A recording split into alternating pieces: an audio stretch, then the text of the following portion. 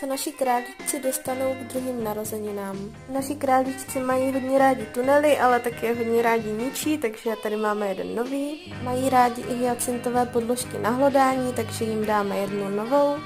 Hraček není nikdy dost, takže taková drobnost na okusování. Klacíky jim dáváme samozřejmě neustále, ale koupili jsme jim k narozeninám i ten celkem velký balíček klacíků. Tyhle pamlsky mají moc rádi, takže jsme jim koupili takové velké balení. Pak ještě nějaké další dobrůdky. Koupili jsme jim také ty dvě malé dečky do jejich domečku, protože ty staré už chceme vyměnit. A taky tenhle váček, který nám s přítelem přišel jako ideální místo, kam jim budeme dávat hračky a můžou si to i sami z toho vyndávat, což si myslím, že je super.